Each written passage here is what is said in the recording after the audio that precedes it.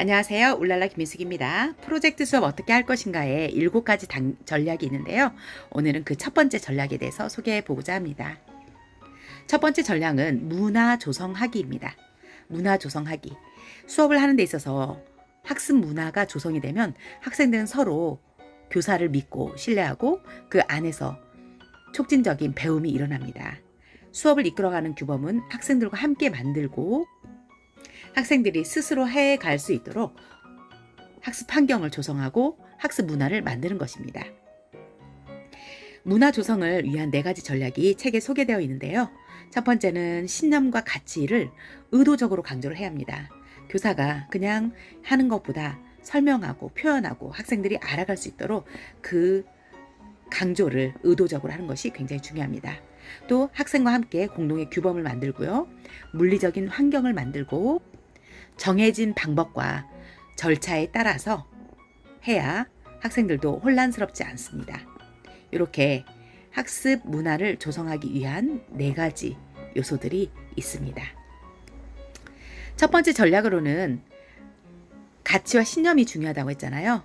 그래서 중요한 사안에 대해서 같이 공유하고 학생들에게도 늘 피드백을 요청하고 그 규범을 상기시키는 것이 중요합니다. 그래서 여기 제시된 선생님은 학생들에게 도움이 된 것은 무엇이고 또 도움이 안 된 것은 무엇이야? 또 학습 속도는 어땠어? 실습 활동은 너무 많았어? 부족했어? 등등 학생들에게 가장 도움이 되었던 것은 무엇인지와 같이 이렇게 피드백을 받곤 한다고 합니다. 그래서 학생들에게 수업의 규범을 계속 상기시키면서 피드백에서 나왔던 내용을 학생들과 같이 이야기하면서 다음 수업을 준비한다고 합니다. 그래서 교사는 학생들을 일방향으로만 한 것이 아니라 늘 쌍방향으로 소통하고 피드백을 반영하고 해서 학생들은 교사를 학습의 동반자라고 느낄 수 있도록 하고 또 PBL 수업을 하는 데 있어서 지원해 줄 수 있다라고 학생들이 느끼도록 하는 것도 중요합니다. 그래서 교사는 자신의 신념과 가치를 학생과 직접 행동을 통해서 공유하는 것이 중요합니다. 교사의 신념과 가치를 이야기하는데요. 노르파 선생님이라고 책에 나온 이 예시는 학생들에게 너희는 성장을 해야 돼. 만약 다른 사람이 알려주는 것만 가지고 배운다면 정말 혼자서 뭔가를 해결할 때 어려움을 겪게 될 거야. 내가 해낼 수 있도록 선생님이 발판을 놓아줄게. 고생을 좀 할지도 몰라. 하지만 공부하다가 막히는 게 있으면 그건 자연스러운 일이란다. 숨을 한번 크게 쉬고 나서 다른 방식으로 한번 접근해 보렴 해서 교사는 자신의 핵심 가치와 신념을 늘 강조하면서 학생들의 동반자 역할을 해주고 있습니다. 이런 가치와 신념, 교사의 핵심 가치와 신념은 바람직한 학습 문화에 있어서 굉장히 중요한 요소가 됩니다.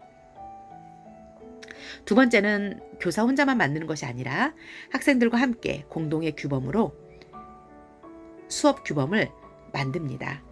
이런 규범은 학생과 교사가 서로 어떻게 대할지 학습 공동체로서 그들을 소중하게 여기고 합의된 사항으로 이루어집니다.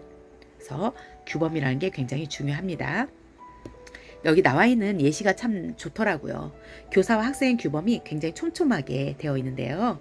여기 보면 학생하고 같이 이렇게 만든 규범을 하는데 학생만 하는 것이 아니라 교사도 하게 됩니다. 교사는 다양한 방식으로 가르친다. 또 학생의 이름을 자주 부른다. 학생의 감정을 배려한다. 또 교사는 훌륭한 자세를 지녀서 침착함을 유지하고 적절한 말을 사용하고 인내심을 가지고 학생과 만나고 헤어질 때 인사를 한다. 또 학생이 이해할 수 있도록 돕는다.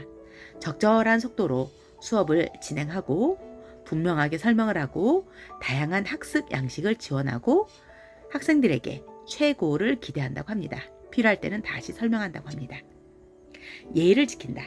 학생만 예의를 지키는 것이 아니라요. 교사도 예의를 지켜야 합니다.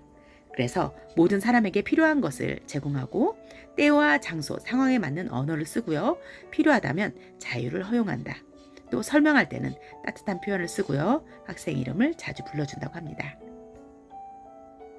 그리고 교사 자체가 성장형 사고방식을 가진다. 교사가 해야 할 점들을 이렇게 적었는데요. 저도 학생들에게 이런 저만의 학생 규범을 만들어야 되겠습니다. 이제 학생들은 어떤 규범을 만들면 좋을지. 성장형 사고 방식을 가진다. 자신이 발전할 것이라고 갖는다.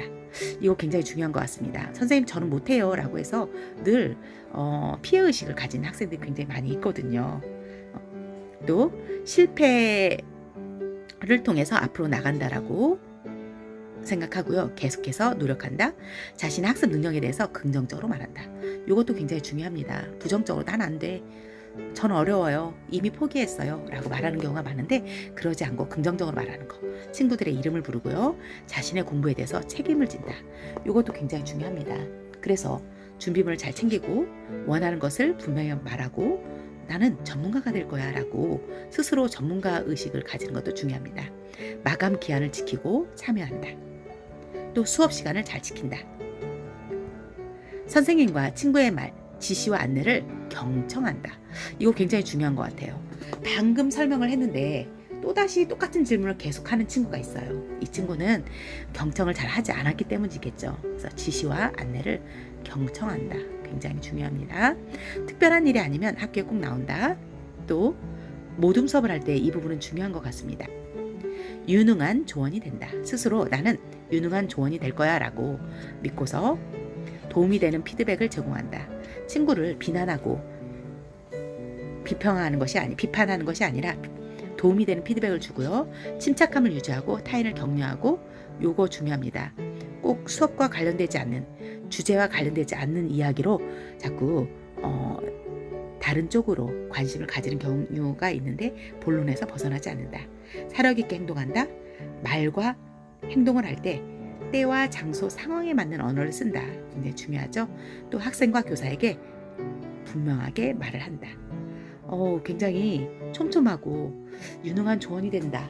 이 부분하고요. 그다음에 자신의 공부에 대해서 책임을 진다. 이 부분이 굉장히 많이 와닿습니다. 학생들도 특히 3번 자신의 공부에 책임을 지고 하는 거,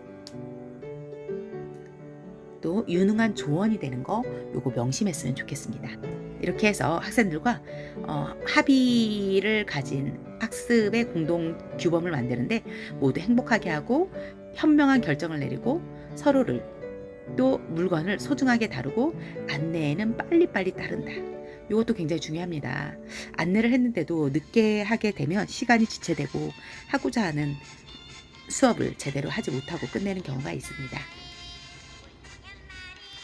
따라서 이런 수업 규범은 교사와 학생 모두에게 공부할 때 필요한 원칙이 됩니다.